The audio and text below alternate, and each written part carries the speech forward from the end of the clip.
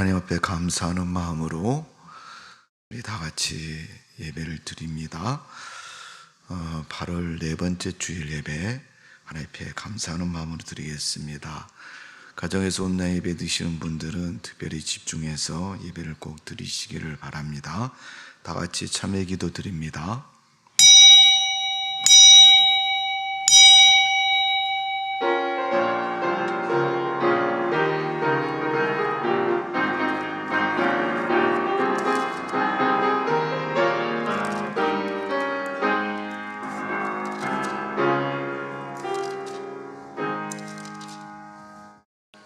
미쁘다 이 말이여 고 사람이 감독의 직분을 얻으려 함은 선한 일을 사모하는 것이라 함이로다.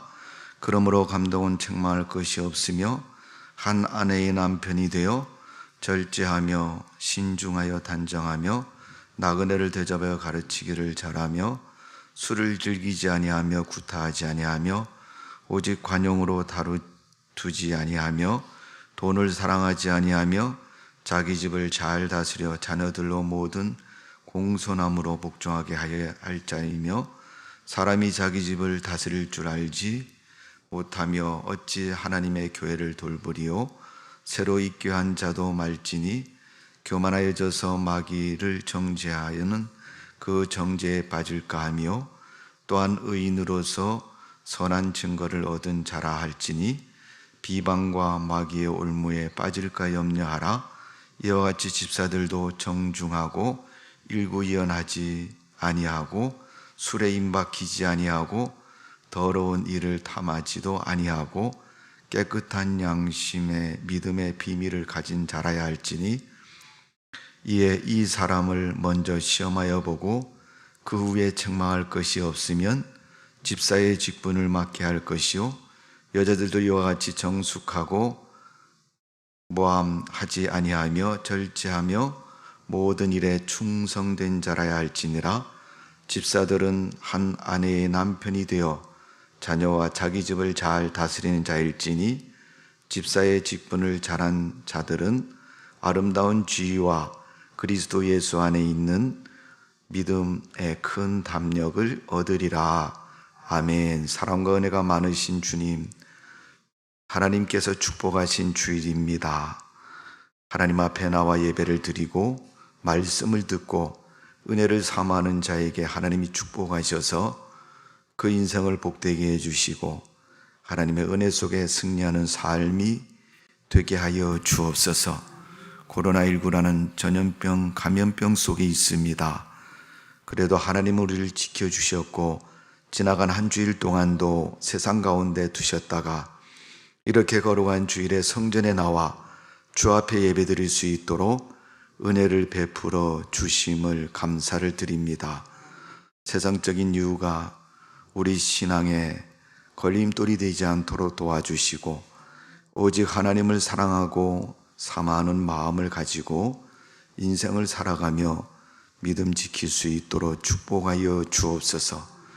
초대교회 성도들이 연계시록 마지막 장 마지막 절에 주 예수여 어서 오시옵소서 대망하는 믿음을 가진 것처럼 다시 오시마 약속하신 예수님을 바라보며 이 세상 이 시대에 우리의 믿음을 가지고 살아갈 수 있도록 은혜를 베풀어 주옵소서.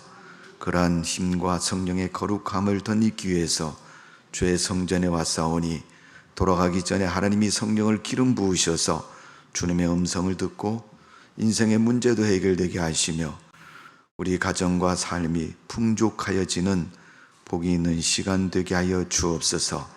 감사와 찬양을 돌려드리며 예수님의 이름으로 기도하옵나이다. 아멘.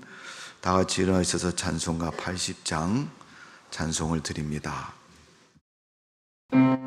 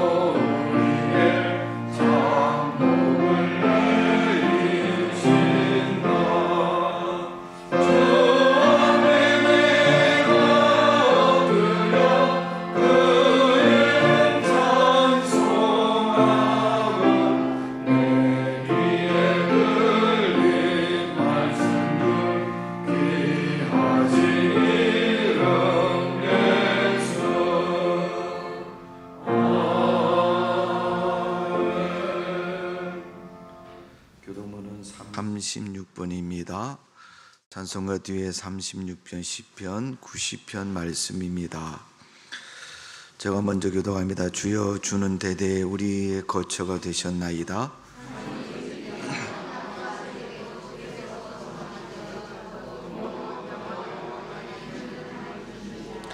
주께서 사람을 티끌로 돌아가게 하시고 말씀하시기를 너희 인생들은 돌아가라 하셨사오니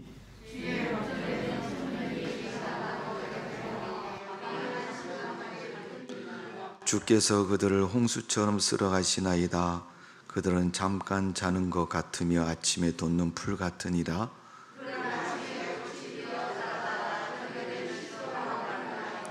우리는 주의 노에 소멸되며 주의 분내심에 놀라나이다.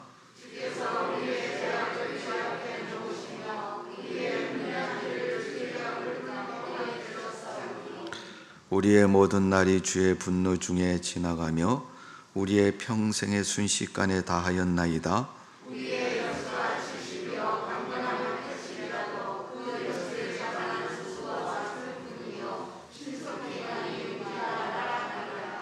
누가 주의 노여움의 능력을 알며 누가 주의 진노의 두려움을 알리까?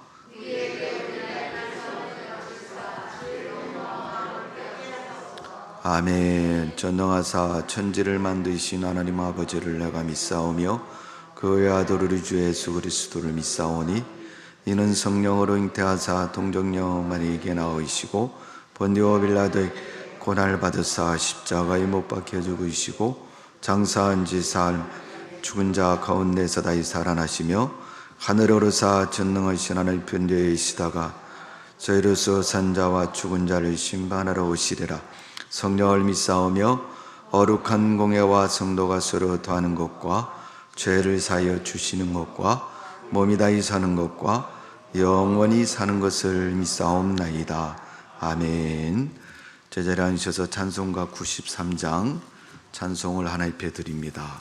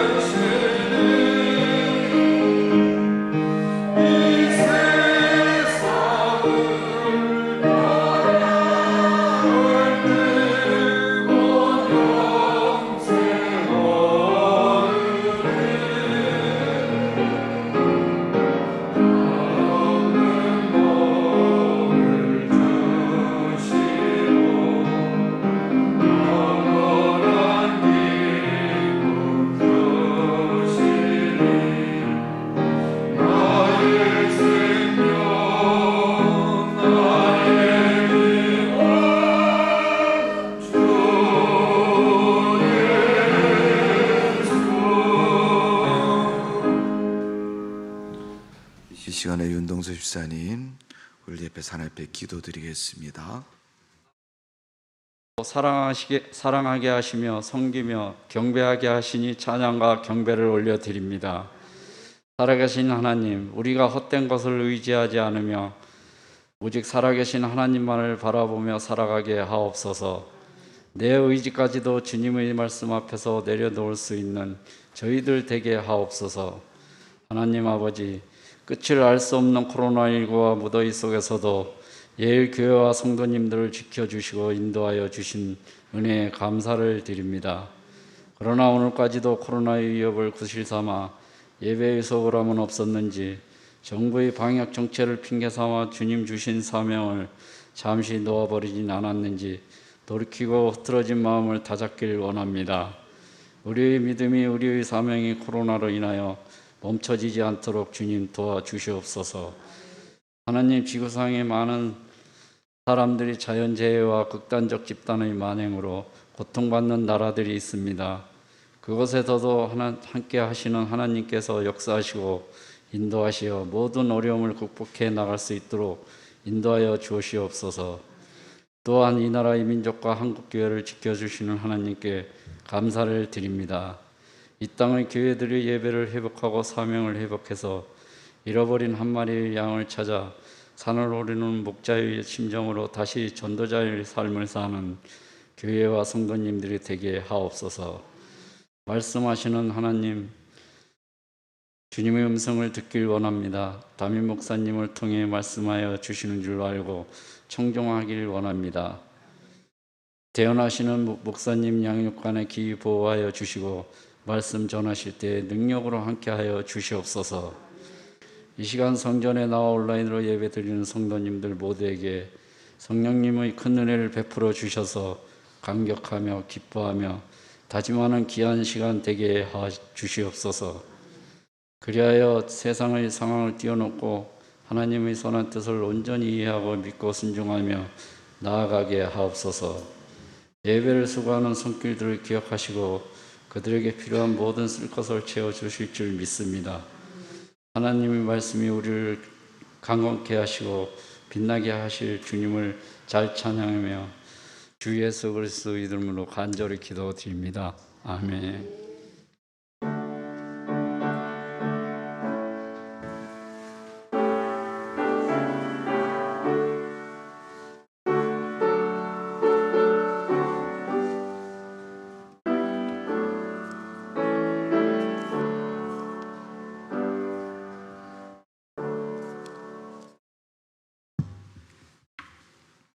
하나님 말씀 봅니다. 신약 성경 사도행전 6장 1절에서 7절입니다. 제가 가진 성경은 195면에 있습니다. 195면, 196면에 있습니다. 6장 1절에서 7절까지 저와 여러분 한 절씩 교독합니다. 제가 먼저 1절 읽습니다. 그때의 제자가 많아졌는데 헬라파 유대인들이 자기의 과부들이 매일 구제에 빠짐으로 히브리 사람들을 원망하니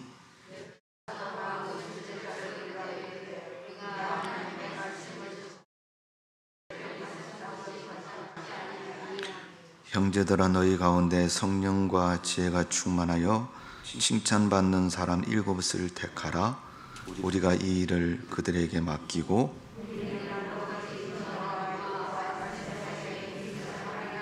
온 무리가 이 말을 기뻐하여 믿음과 성령이 충만한 사람 스데반과 또 빌립과 브로고로와 디가누르와 디몬과 바메나와 유대교에 입교한 안디옥 사람 니골라를 택하여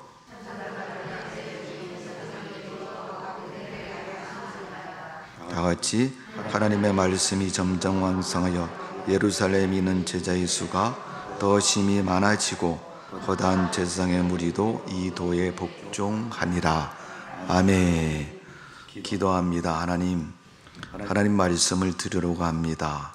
일찍이 하나님은 우리 인간에게 문명과 하나님의 말씀에 대한 은혜를 주시어서 성경을 주셨고 잊지 않고 잘 말씀을 듣고 기억하며 순종하기를 원하는 주님의 말씀입니다. 그 말씀 읽고 들을 때 성령이 역사하셔서 하나님의 음성이 들리게 하시고 하나님의 뜻에 합당한 모습으로 세상을 살아갈 수 있도록 은혜를 베풀어 주옵소서. 그러기 위해서 우리 마음이 열려지고 사모하는 심령을 갖게 해주시고 하나님께 영광 돌리는 믿음의 시간 될 수 있도록 은총을 내려 주옵소서. 이 시간도 하나님을 찬양하는 황현석 집사님의 찬양을 하나님 받으시고 예일교회 하나님의 백성들이 드린 예배 가운데 하나님 말씀하셔서 우리의 귀와 마음과 삶이 복된 시간 성도 되게 해주시고 교회 되게 하여 주옵소서. 예수님의 이름으로 기도하옵나이다. 아멘. 이 시간 황은수 집사님 하나님을 찬양합니다. 찬양을 통해서 영광 돌리겠습니다.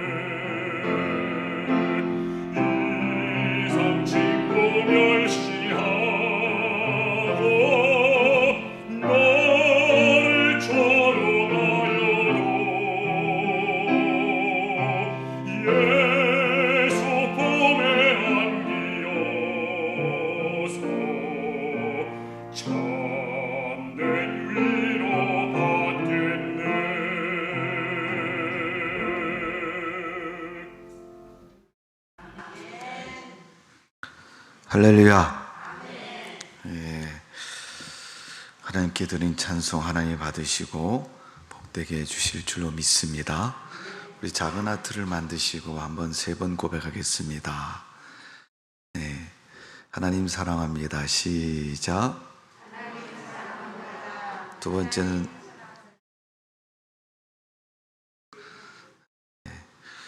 네, 3마디 하겠습니다. 3마디. 첫 번째는 하나님 사랑합니다. 시작.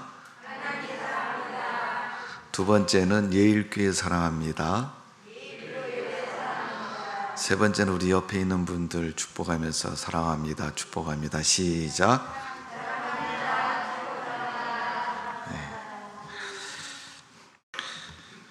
사도행전 6장의 말씀은 하나님을 사랑하는 성도의 믿음, 어떤 믿음인가를 분명히 가르쳐주고 있습니다. 핀란드라는 나라에 암석교회, 바위교회라는 교회가 탄생을 했습니다. 여러분, 수도 헬싱키라는 도시에 바위교회라 불리는 암석교회가 세워졌는데, 이 교회가 세워진 유래는 남다른 그러한 이유가 있습니다. 핀란드는 도시 가운데 교회를 짓지 못하는 건축적인 조항을 가지고 발전한 도시였습니다. 어느 땐가 무슨 이유로 인해서 그런 일이 벌어졌는지는 모르지만 그 도시 가운데는 교회를 건축할 수 없는 법적인 상황을 가지고 있기 때문에 많은 그리스도인들이 늘 아셔야 합니다. 여기에 교회를 하나 멋있게 짓고 잘 세우고 교회를 중심으로 해서 안 믿는 사람을 훨씬 효과적으로 잘 구원할 수 있다는 그런 생각과 기대감 때문에 그렇습니다. 수많은 사람들이 아쉬움을 가지면서도 교회 건물을 건축하려고 그러면 그냥 못 짓게 되어 있으니까. 성북동에 있는데 가면은 야, 그런 게 어디 있냐, 무조건 포크레인으로 팔아, 그렇게 짓는 사람이 있을지는 모르겠지만 우리나라도 여러분 이 법적인 상황이 대단하지 않습니까? 코로나19라는 중한 그러한 문제성 속에서 법을 어긴 사람들의 고소 고발이 누가 많이 합니까? 시청에서 많이 하나요? 교회 안에서 많이 하는 것 같아요. 근데 이 바위교회가 세워진 유래는 그 교회 성도들의 믿음 때문에 세워진 겁니다. 교회를 건축할 수 없는 도시에 교회를 짓게 된 것은 어떤 사람의 제안 때문에 그렇게 되었습니다. 이 도시에 교회를 못 짓게 하니까 내가 한 가지 제안을 한번 해볼 테니까 한번 들어보시라고 어떤 분이 교회 다니는 성도에게 제안했습니다. 우리 헬싱키시 가운데 큰 바위가 하나 있는데 이걸 들어서 옮길 수도 없고 부실 수도 없는 그런 큰 바위이기 때문에 그 사람은 이 바위에다가 교회를 지으면 어떻겠느냐. 그 말을 들은 성도들이 가만히 앉아서 생각하면, 하나님, 누가 그러는데 이 바위를 교회를 지으면 어떠냐고 그러는데 하나님 어떻게 생각하세요? 우리는 그렇게 교회를 짓고 싶어도 법적인 상황 때문에 지을 수 없으니까 어떻게 하면 좋겠습니까? 기도 가운데 하나님이 지혜와 명철을 주시고 그들에게 하나의 방법을 생각나게 하셨습니다. 그래서 그 바위에 동굴을 만들어서 교회를 짓기로 생각을 하고 의견을 모았습니다. 그리고 성도들은 그 교회를 세우기 위해서 헌금을 했고 또 건축 설계를 해서 시에다가 우리가 바위에다가 교회를 지을 테니까 허락을 해달라고 요청을 했습니다. 시에서도 그 제안을 가만히 생각해 보니까 그 도시 한가운데 쓸모없는 그 바위, 그냥 아무 무용지물처럼 세워져 있는 그 바위를 어떻게 할 수도 없습니다. 시에서도 막대한 예산을 들여서 없앨 수도 없고 그렇다고 누구에게 팔아먹을 수도 없는 것이고, 그 참에 교회 다니는 성도들이 교회를 세우겠다고 말하니까 어떻게 세울 거냐고 물어봤더니 동굴을 만들어서 세우겠다는 거예요. 그래서 허락을 해 주었습니다. 그랬더니까 그 성도들이 헌금을 모아서 동굴을 만들고 교회를 세웠습니다. 지금까지도 많은 사람들이 헬싱키에 가면 그 교회를 방문하면서 어떻게 이렇게 교회를 세울 수 있었을까?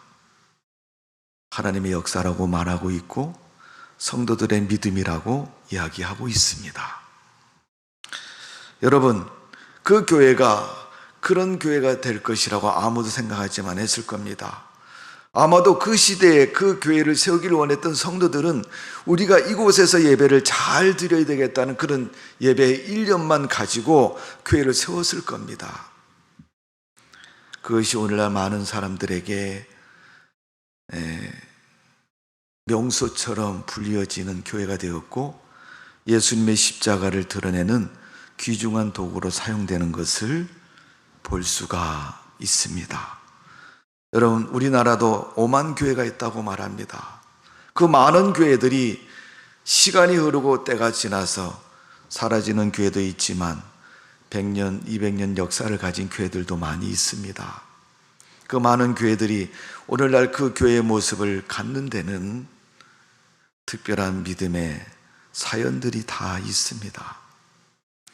성도 여러분, 교회의 역사와 사연은 누가 만듭니까? 교회를 다니는 성도들이 만드는 겁니다. 그 교회의 성도들이 그 교회의 역사가 되는 것이고, 그 성도들의 신앙이 그 교회의 신앙이 되고 믿음이 되는 것입니다. 오늘 하나님께서 우리에게 예일교회를 세우시고 우리에게 교회를 맡기셨습니다. 여러분, 예일교회가 어떤 교회가 되기를 원하고 계십니까? 여러분은 교회 안에서 어떤 믿음의 성도로 불려지기를 원하고 계십니까? 오늘 사도행전 6장에는 초대교회인 예루살렘 교회가 많은 성령의 역사와 하나님의 역사를 가지고 사람들이 모였고 예루살렘 교회를 중심으로 해서 믿음 생활을 합니다. 그 과정에서 하나의 이야기를 쓰고 있는데 그게 바로 직분자를 세우는 이야기입니다. 사도행전 6장에 보면 7명의 집사를 세우셨는데 그 7명의 집사에 대한 이야기가 성경에 기록되어 있습니다. 오늘 7명의 집사로 인해서 예루살렘 교회가 이방인 선교의 기초를 마련했고 하나님께서 주신 예루살렘 교회가 좋은 교회로 든든히 서가는 놀라운 전환점을 갖게 됩니다. 오늘 여러분, 우리에게 주신 하나님의 이 교회를 우리가 7명의 집사처럼 잘 섬기고 세워나갈 때 하나님은 예일교회를 분명코 귀하게 들어쓰시고 축복해 주실 줄로 믿습니다. 후일에 하나님의 교회가 멋진 교회로, 또 규모가 큰 교회로, 아니면 큰 사명을 감당하는 교회로 역할을 감당할 수 있는 것은 지금 이 시간, 이 순간에 하나님의 교회를 통해서 믿음 생활하는 성도들의 몫이고 우리의 몫이라는 사실을 다시 한번 기억하시고 그 믿음 가운데서 미래를 바라보며 여러분의 신앙이 예일교회의 미래를 책임지는 하나의 돌과 같은 그러한 주춧돌이 된다는 사실을 기억하시고 오늘도 7 집사를 통해서 교회 역할을 감당했던 그 모습을 보고 우리도 그들처럼 믿음의 사람으로 하나님을 섬기며 교회를 섬기는 성도로 살아가야 되겠다는 그런 분명한 신앙의 도전과 삶이 되어지기를 주님의 이름으로 축원합니다. 첫 번째로 7 집사를 세운 이유가 있습니다. 자, 6장 1절의 말씀을 봅니다. 제가 읽어드리겠습니다. 그때 제자가 더 많아졌는데 헬라파 유대인들이 자기의 과부들이 매일 구제에 빠짐으로 히브리파 사람을 원망하니, 여기 1절에 보면 예루살렘 교회인 초대교회 히브리파 유대인, 헬라파 유대인 이런 사람들이 나왔습니다. 여러분, 이건 뭡니까? 헬라파 유대인이라는 것은 유대인인데 자기 이스라엘을 떠나서 이방 나라에 살다가 때가 되어서 돌아와서 이스라엘에 모인 사람을 헬라파 유대인이라고 부릅니다. 히브리파 유대인은 떠나지 않고 예루살렘에 하나님의 성전 중심으로 살아왔던 사람을 말합니다.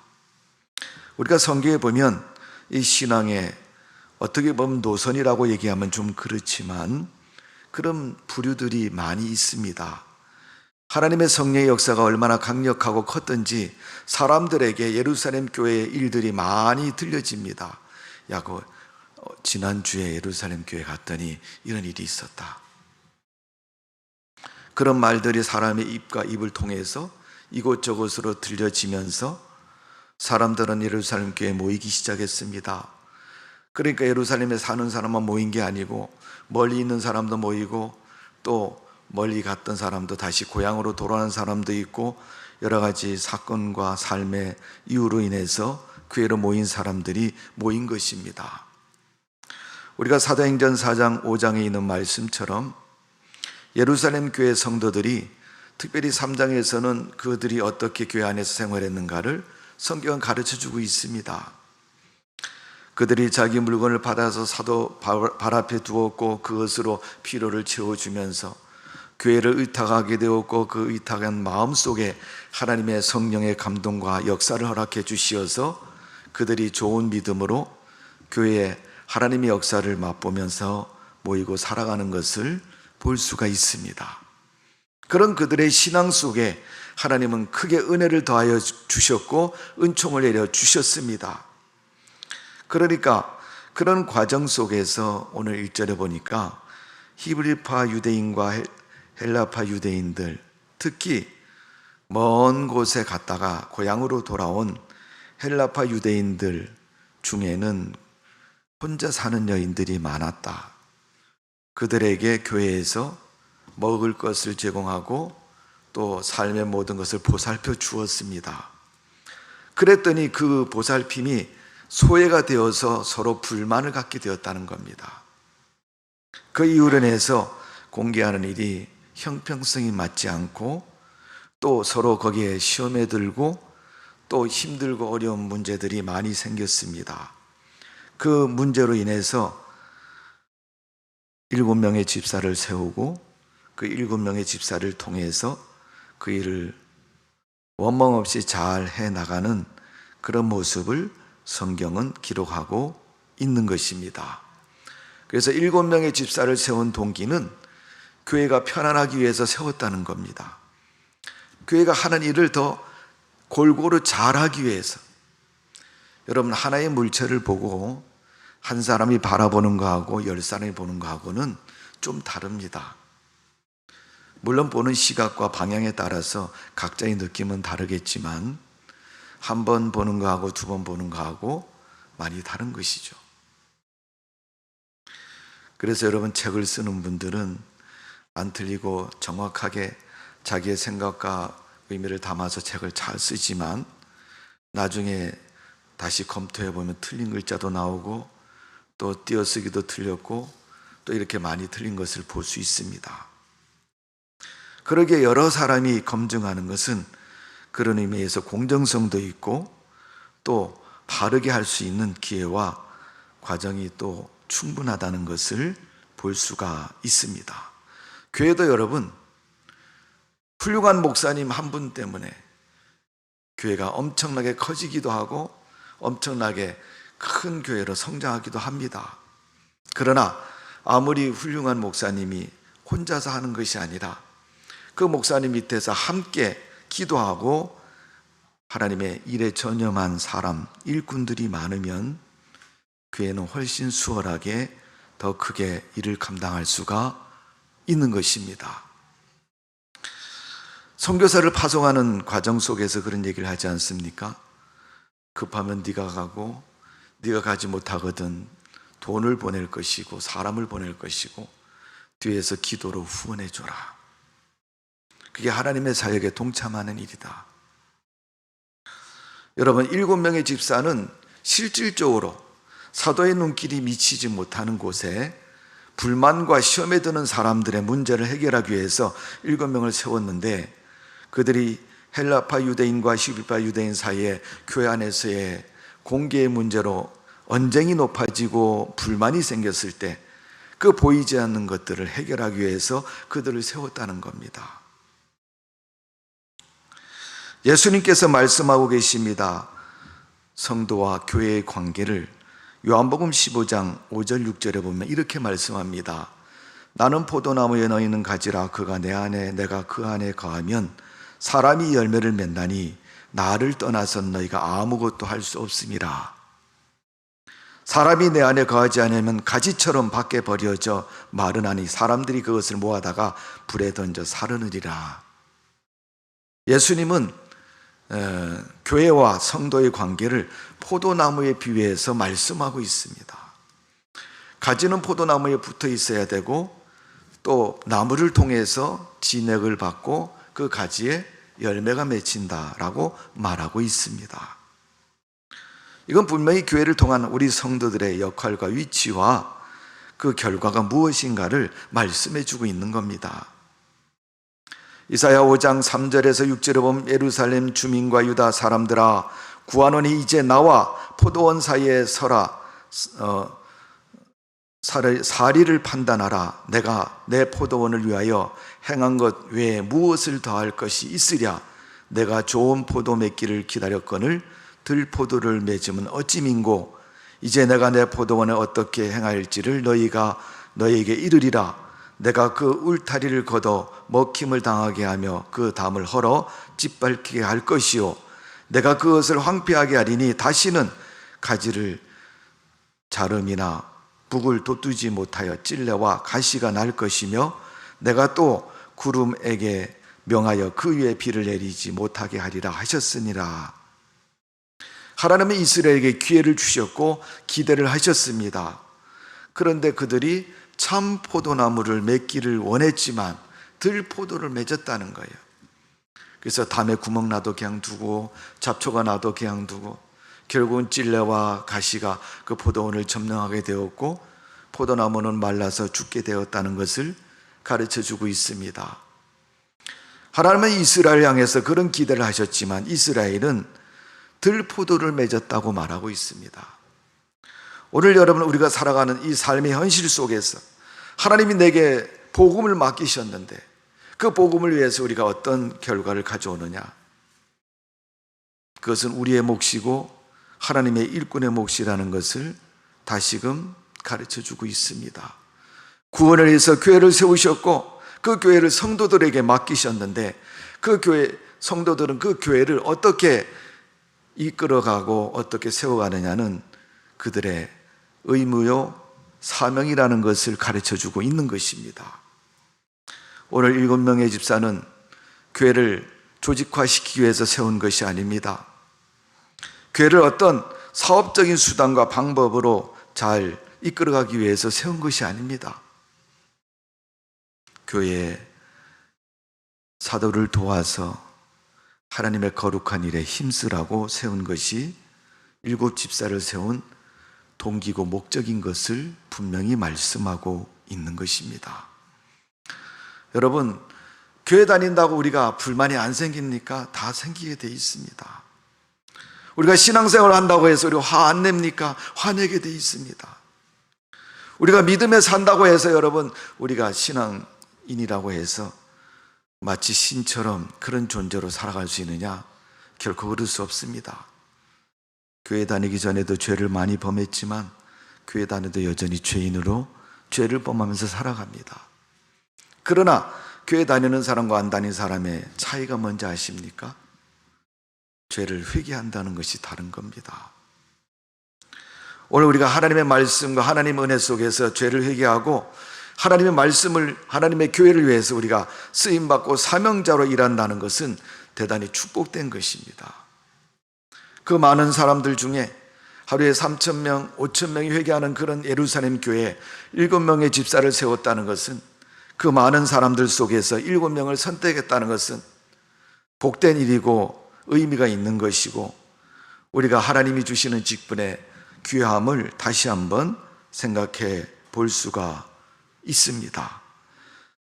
오늘 예수님께서는 교회에 이러한 일꾼들을 원하고 계시고 또 이러한 일꾼들을 세우기를 원하고 계시는 줄로 믿습니다. 3절의 말씀을 읽습니다. 형제들아 너희 가운데서 성령과 지혜가 충만하여 칭찬받는 사람 7을 택하라. 우리가 이 일을 그들에게 맡기고, 사도들이 하던 일을 맡기기 위해서 7명을 택하여서 세웠다.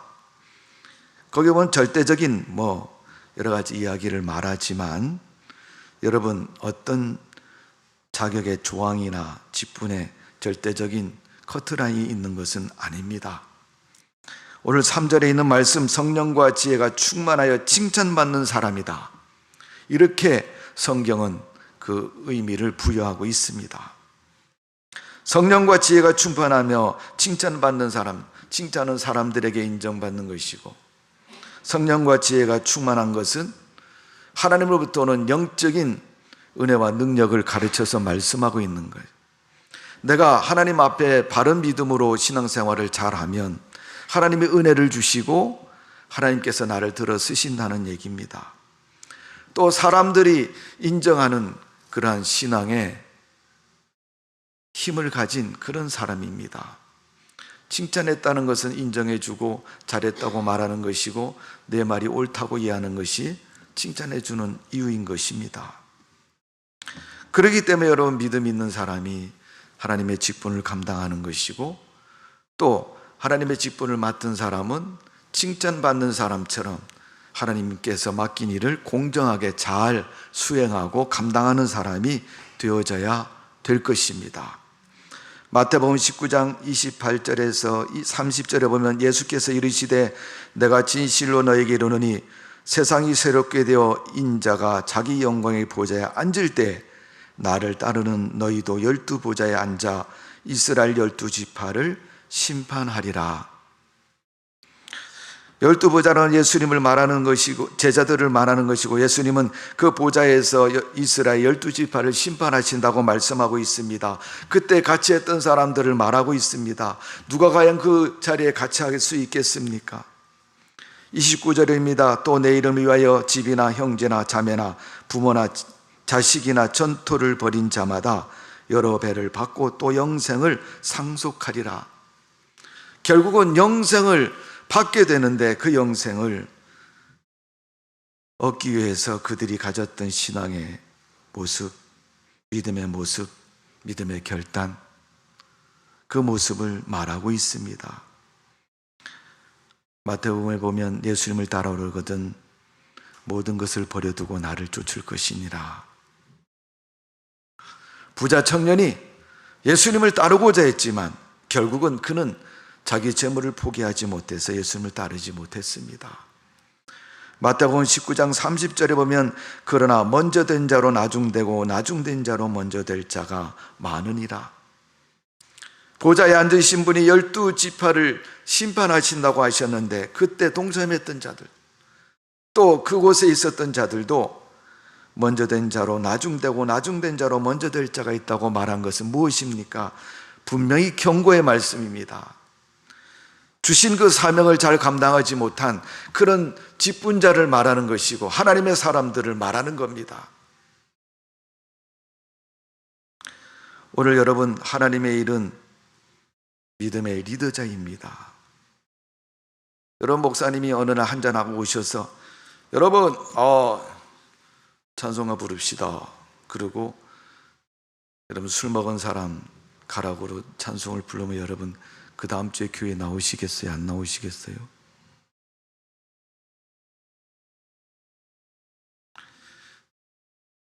아무도 안 나올 것입니다. 목사가 미쳤다고. 내가 그 교회를 왜 가야 되냐고.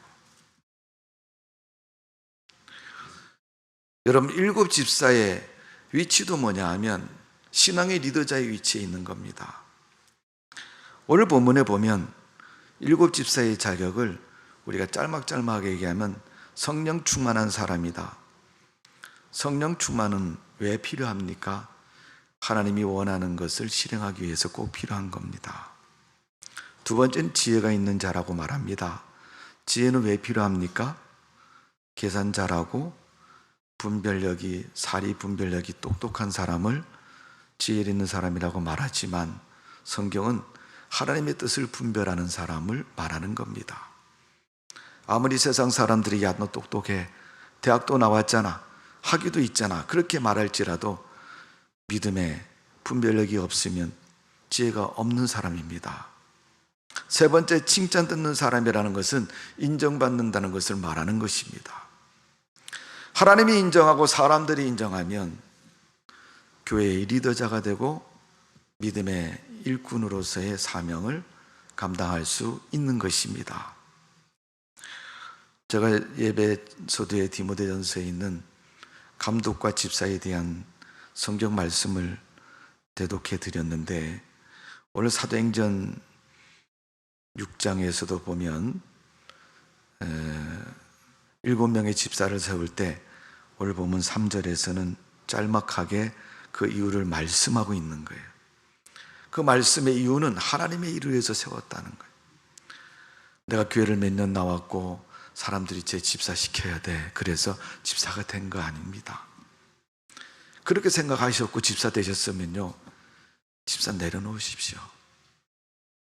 하나님의 일을 하는데 잘하든지 못하든지 내가 책무를 가지고, 무게감을 가지고, 고민을 가지고, 믿음의 짐을 가지고 살아야지 집사 직분을 할 수 있는 겁니다. 여러분이 다 새벽 기도를 안 나와도 저는 새벽 기도 나옵니다. 왜? 너 목사잖아요. 너 목사인데 목사가 새벽 기도 안 나오면 되느냐라고 하나님께서 책망하시니까 저는 새벽 기도를 나옵니다. 목사가 안 나오면 누가 나오겠느냐. 여러분, 우리에게 주어진 직분은 신앙의 리더자가 되어야 될 것이고 사명자가 될 것입니다. 이것도 저것도 하기 싫으면 직분을 받지 말아야죠. 아무개 나랑 같이 교회 나왔는데 제 집사 된다, 나도 해야지. 그러던 여러분, 그 사람 신앙을 잘 훑어보고 그 사람이 무엇에 인정받은 걸 생각해보고 그 사람 한 것만큼 나도 열심을 다해야지. 직원회 할 때만 가서 네, 나 집사입니다, 발언하겠습니다, 이거 아니잖아요. 여러분, 오늘 예루살렘 교회 그들이 한 일이 뭐예요? 베드로나 야고보가 잘 못했던 것, 그들이 잘했으면 여러분 히브리파 유대인들, 헬라파 유대인들의 갈등이 왜 생겼겠어요? 여러분, 다 못했으니까 생긴 거 아니에요. 여러분, 사도들 가지고는 그 많은 사람들의 일을 다 볼 수 없기 때문에 오늘 7명을 세운 거 아닙니까? 오늘 7명은 집사의 직분으로서 책무가 있는 직분입니다. 4절에 보면 우리는 오로지 기도하는 일과 말씀 전하는 사역에 힘쓰니라 하니, 3절에 보니까 이 일을 그들에게 맡기고, 그 일이 뭐예요? 공개하는 일이었습니다. 교회가 베풀어져야 할 그러한 일들을 그 7명이 도와서 함께 했다는 것입니다. 여러분, 우리는 직분자로 믿음의 리더자인가를 생각해 보시고 내가 교회에 유익된 직분자인가를 먼저 한번 생각해 보아야 할 것입니다. 여러분, 하나님은 그 사람을 축복해 주십니다. 어떤 축복을 주시는지 아십니까? 성경 말씀대로 아브라함의 축복, 이삭의 하나님, 야곱의 하나님, 그리고 이스라엘의 하나님의 축복을 그들에게 주시는 겁니다. 초등학교 다니는 아이들이 여러분 학교에서 계산법을 배우지 않습니까? 덧셈, 뺄셈, 나누기, 곱하기. 1 더하기 1이 2라는 사실은 보통 사람들 다 그렇게 인정하고 말하고 있습니다. 근데 1 더하기 1이 100이 되고 10이 된다면 왜 그렇게 됐을까? 그 이유를 면밀히 살펴볼 것입니다. 믿음의 법칙에서는 1 더하기 1이 2뿐만 아니라 10도 되고 100도 될 수가 있습니다. 왜? 하나님이 도우시기 때문에, 하나님이 축복하시기 때문에, 하나님이 역사해 주시고 은혜 주시기 때문에 그렇게 되는 겁니다.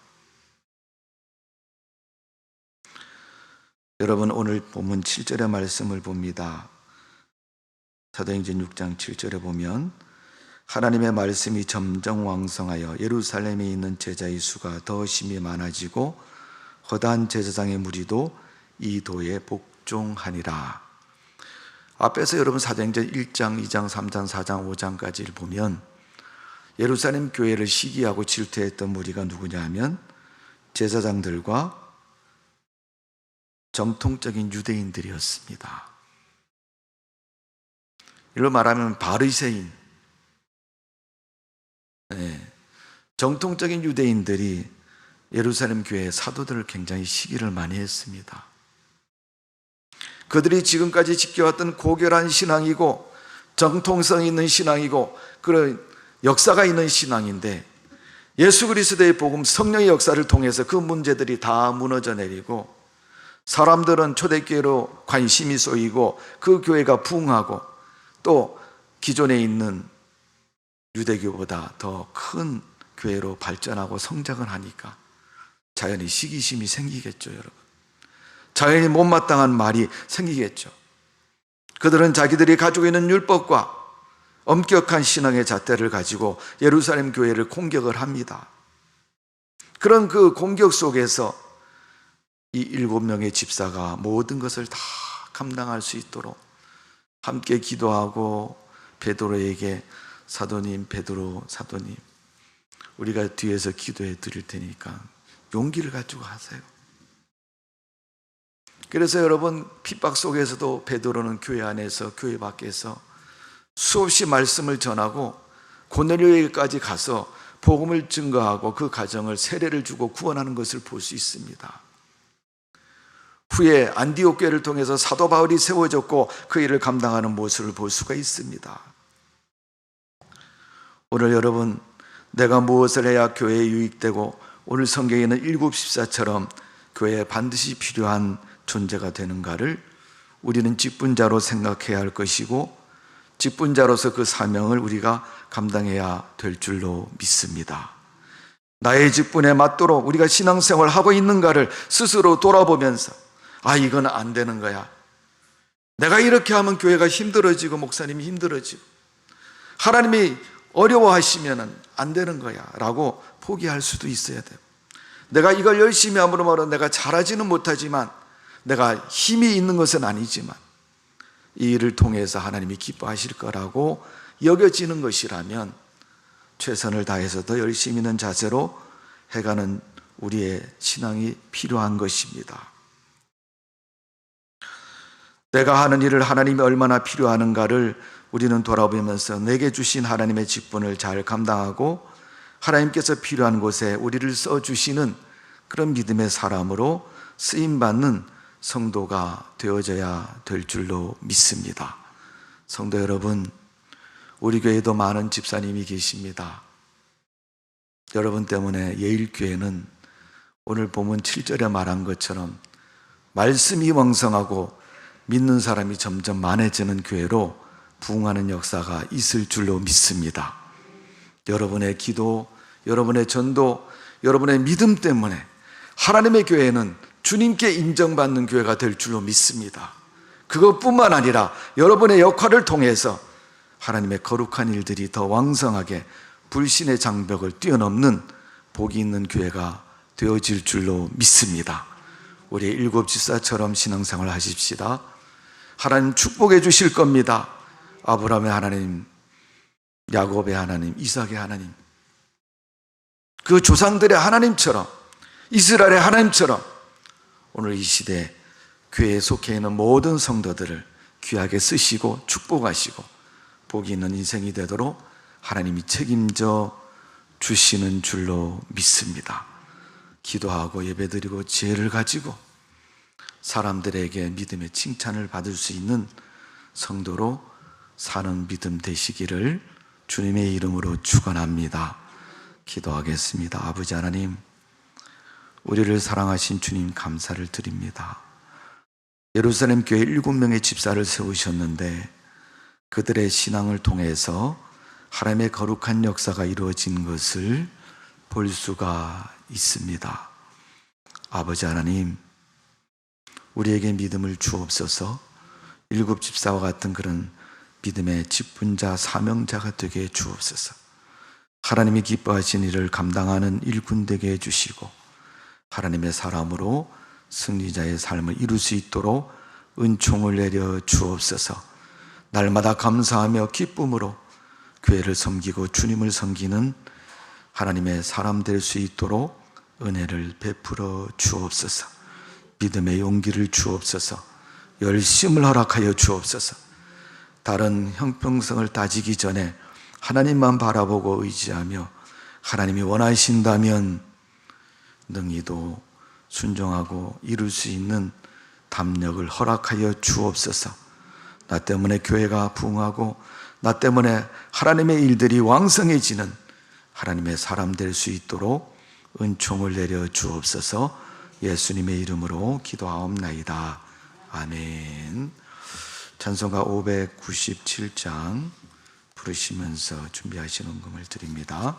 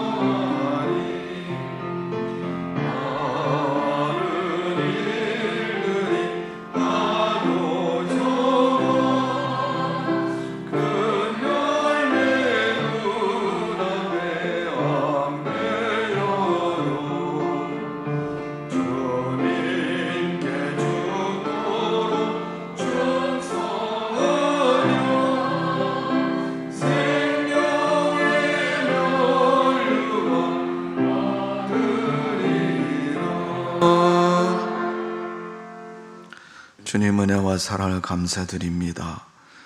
하나님 앞에 예배드리며 세상에서 수고하고 땀 흘리고 노력하고 인생을 사는 우리 직장에서 삶의 터전에서 얻은 물질을 하나님 앞에 드리면서 하나님 양을 잡고 소를 잡고 드린 그 물질처럼 주 앞에 희생의 제물을 드리는 저희들에게 하나님이 축복하여 주옵소서.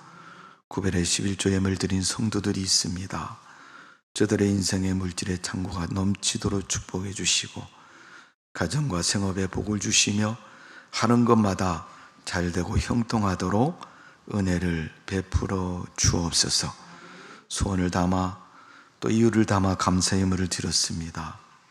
부모가 자녀를 위해서 드린 예물도 있습니다. 하나님 어떤 이유든 감사하고 소원하는 것들이 이루어지게 해주시고 잘되게 해주시어서 하나님께 영광 돌리고 사람들에게 믿음의 간증자로 쓰임받도록 축복하여 주옵소서.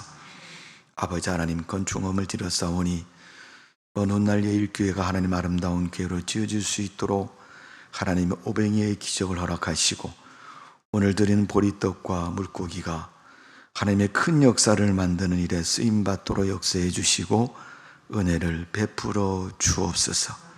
성경음을 드렸습니다. 우리 하나님, 성경음을 통해서 하나님의 거룩한 일들이 이루어지게 하시고 하나님의 필요한 모든 것들이 주 안에서 잘 되고 형통하도록 역사하여 주시는 줄로 믿습니다. 우리 하나님이 우리를 축복하시고 도우셔서 하나님 앞에 그런 믿음으로 은혜로 쓰임받는 물질 되게 해주시고 드린 정성과 그 헌신을 하나님 일일이 다 기억하셔서 저들의 소원대로 갚으시고 축복하여 주옵소서. 아버지 앞에 병든 자가 있습니다. 치료하여 주옵소서. 가난한 자가 있습니다. 물질을 주어서 부유하고 풍성한 삶이 되게 해 주옵소서. 각종 인생의 문제를 만나서 사면초와 같이 어려움 속에 속한 성도들이 있습니다. 하나님 그 어려움에서 벗어나게 하시고 하나님이 건져주실 줄로 믿습니다. 하나님의 은혜 베푸셔서 그 삶이 복되고 신나는 인생이 되도록 우리 하나님이 축복하여 주옵소서. 여러 가지 모양으로 드린 예배와 기도와 주일 헌금까지도 다 일일이 흠양하시고 축복하셔서 복된 예물 될 줄로 믿사옵고 예수님의 이름으로 축복하며 기도하옵나이다. 아멘. 교회 소식을 말씀을 드리겠습니다.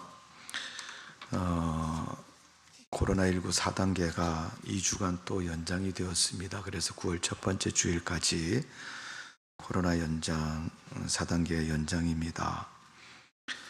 그러나 여러분, 코로나 위험 속에 있지만 교회는 예배를 드려야 됩니다. 그래서 시청에서 방역 기준 지침이 한 달 전에 벌써 내려왔는데 제가 그 내용을 쭉 살펴보니까 큰 교회는 큰 교회대로, 작은 교회는 작은 교회대로 그 수칙을 잘 준수해서 예배를 드려라, 그렇게 지침이 내려왔습니다. 예배의 핵심적인 내용은 수용 인원의 10%에서 최대 99명까지 예배를 드릴 수 있도록 허락을 했습니다. 이미 이 내용은 8월 4단계가 시행되면서 교회들에게 내려온 지침입니다. 그래서 이번에는 예전하고 조금 다른 게 뭐냐 하면 동일 시설 내 정규 종교활동 공간, 본당, 중예배실, 소예배실 등 여러 개일 경우 공간별로 수용인원의 10% 이내에 최대 99명까지 가능합니다. 내용이 포함되어 있습니다. 그러니까 여러분, 우리 교회는 99명은 예배를 드릴 수 없습니다. 그러나 10% 내에서는 예배를 드릴 수 있고요, 다른 공간에서도 함께 예배를 드릴 수가 있습니다. 그러니까 여러분 기억하시고, 코로나 되면 예배 10%만 참석해, 너나 가서 드려, 이렇게 하지 마시고 가능하면 되면 예배를 드리시고 꼭 참석을 해 주시기를 바랍니다. 그렇게 하셔서 신앙생활은 여러분 영적인 대면이 중요합니다. 여러분 온라인 예배를 드려보셔서 아시겠지만은 사실 쉬운 일이 아니죠. 집중도 잘 안 되고. 그러니까 나오셔서 여러분 공간이 다르다 할지라도 드리시기를 바랍니다. 그래서 큰 예배당을 가진 교회들은 층별로 99명씩 참석해서 예배를 드립니다. 방역 수칙에 어긋나지 않도록 하기 위해서 벽면 안쪽으로 참석을 해서 드립니다. 그러니까 그 99명은 수용 인원이 넓은 지역을 말하는 것이고, 우리처럼 이런 작은 공간을 가진 분들도 10% 내에서는 충분히 들을 수 있습니다. 그러니까 기억하시고 꼭 예배를 참석하시기를 바랍니다. 4단계는 여러분 9월 첫 번째 주일까지 연장이 됐습니다. 그 다음에는 어떻게 할지 저는 모르겠어요. 그러나 기억하시고 꼭 참석을 하셔서 함께 예배를 드릴 수 있도록 해 주시기를 바랍니다. 또 부연해서 한 가지 광고를 드리면, 어쩌면 하나님께서 우리에게 어떤 기회를 허락해 주신지 모릅니다. 다른 얘기는 아니고, 여러분 앞에 보시다시피 여러분이 바라보는 그 왼쪽에 있는 TV가 까만색으로 나오죠, 그죠? 흑백 텔레비가 아니고 고장난 겁니다. 수개월 동안 쓰는 동안에 고장이 나서 지금 잘 작동을 하지 않고 있기 때문에 제가 그냥 광고를 드리는 겁니다. 혹시 여러분 중에 감동이 되시는 분이 있으시면, 하나님이 이것을 통해서 나에게 주신 축복이 있을 거라고 생각되시는 분은 헌금을 해주시면 새로운 것으로 교체를 하도록 하겠습니다. 기억하시고 헌금해 주시기를 바랍니다. 코로나19로 해서 날마다 기도해 주시고, 감염이 되지 않도록 여러분 외출을 좀 조심해 주시길 바랍니다. 우리 남자분들은 주로 보니까 술 드시고 회식하는 것이 바깥 문화고, 여자분들은 옆집 사람들하고 커피 마시고 떠드는 게 그 문화더라고요. 보니까 안 하면 참 답답하잖아요, 그죠? 옆집에 놀러 가야 되는데 하고 싶은 말도 많은데 이게 뭐 갈 수도 없고 그러니까 여러분 그래도 여러분 조금 우리가 감염의 위험성이 어느 곳에서 어떤 경위를 통해서 이루어질지 모르니까 만일 그 루트가 여러분 설정이 되고 내가 교회를 나가면 우리 교회 전체가 여러분 그 영향을 받아야 됩니다. 기억하시고 가능하면 여러분 여러분이 꼭 가는 직장이나 일터나 또 가정에 머물러 주시면서 건강관리에 좀 조심을 하시고요. 백신을 맞았다고 해도 여러분 안 걸린다는 보장은 없습니다. 여러분 나라에서 백신을 계속 지금 50% 돌파했다고 얘기를 하는데 그래도 그 나라에서 하는 말이 뭐냐 하면 돌파 감염이라는 말을 씁니다. 그 말은 여러분 주사를 맞고 했으면 걸리지 말아야 된다고 이렇게 얘기를 해야 되는데 보장할 수 없기 때문에 여러분 그런 말들이 나오기도 하고 쓰기도 하는 거예요. 여러분 그러니까 완전한 예방제나 치료제가 아직 개발되지 않았다는 사실은 분명히 한 것이고요. 조심해야 된다는 것을 기억하시고 여러분 건강에 유의하시고 주일마다 여러분 예배를 잘 드리시고 내가 기도함으로 하나님 이 나라를 긍휼히 여기셔서 코로나19도 빨리 치료해 주시고 우리의 신앙도 삶도 정상으로 될 수 있도록 위해서 열심을 다해 주시기를 꼭 부탁을 드리겠습니다. 자 이제 다 같이 일어나서 우리 주변에는 찬송 부르시고 우리 원래 목사님 축도로 마치겠습니다.